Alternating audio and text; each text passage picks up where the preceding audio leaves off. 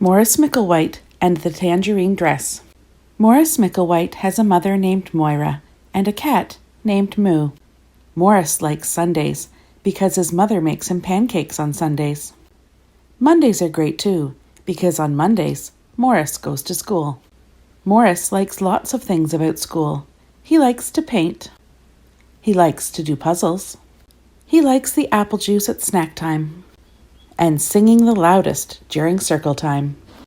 Most of all, Morris likes the dress-up center and the tangerine dress. Morris likes the color of the dress. It reminds him of tigers, the sun, and his mother's hair. He likes the noises the dress makes, swish, swish, swish, when he walks, and crinkle, crinkle, crinkle when he sits down. He takes turns wearing all the different shoes, but his most favorite ones go click, click, click across the floor. Sometimes the boys make fun of Morris. Sometimes the girls do too.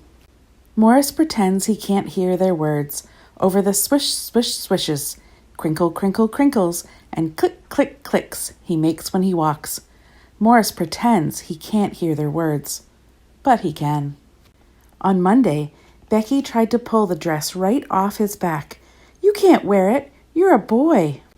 On Tuesday, Eli, Henry, and the other boys wouldn't let Morris ride on their spaceship unless he took the dress off. Astronauts don't wear dresses. On Wednesday, Bee and Lila noticed Morris's fingernails. His mother had painted them for him the night before. They chased him around the playground shouting, "Pinky fingers, pinky fingers." On Thursday, the boys wouldn't sit near Morris at the snack table. "We don't want you to turn us into girls." On Friday, Morris pretended he had a tummy ache. When he thought all of the kids in his class and all the mean things they did and said, his tummy ached for real. His mother let him stay in his bed and read books about elephants. Moo sat in his lap. Moo liked elephants too. On Saturday, Morris's mother brought him some apple juice. As he took a sip, she stroked his hair. Moo purred loudly. Morris suddenly felt well enough to do a puzzle. He hummed to himself and felt better still. On Sunday, Morris crawled out from under the covers after a wonderful dream about being on a space safari with Moo. In the dream, they saw big blue elephants and tigers the color of the sun that Morris could hold in the palm of his hand. The elephants swished, swished, swished as they moved through the grass, and the tigers ate giant leaves that crinkle, crinkle, crinkled as their tiny teeth chewed them up. The buttons on the spaceship click, click, clicked under Morris's fingers. Morris wanted to share all the amazing things he had seen. He took out his brushes, put on his smock, and began to paint, using every color he could imagine. He showed his painting to his mother when he was done. He pointed out the big blue elephant, the tiny tiger the color of the sun, the tall grass, and the giant leaves. He pointed out Moo in his shiny round space helmet. "And who's that?" his mother asked, pointing at the little boy in the tangerine dress, riding atop the big blue elephant.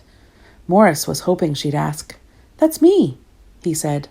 On Monday, Morris went to school with his painting rolled up in his backpack. When he had the chance, he put on the dress that reminded him of tigers and the sun and his mother's hair. Morris swished, swished, swished. The tangerine dress crinkled, crinkled, crinkled. His shoes click, click, clicked. Morris felt wonderful. Eli and Henry wouldn't let him on their spaceship, so Morris built his own. He hung his painting on the front of it and climbed in, ready for takeoff. "Are there really elephants in space?" Eli asked. "And tigers?" "If you follow me, we can find out," Morris offered. Eli and Henry followed Morris to a planet they had never visited before. As they explored, Morris swished, swished, swished. The tangerine dress crinkled, crinkled, crinkled. His shoes click, click, clicked. By the time they returned to Earth, Eli and Henry had decided that it didn't matter if astronauts wore dresses or not.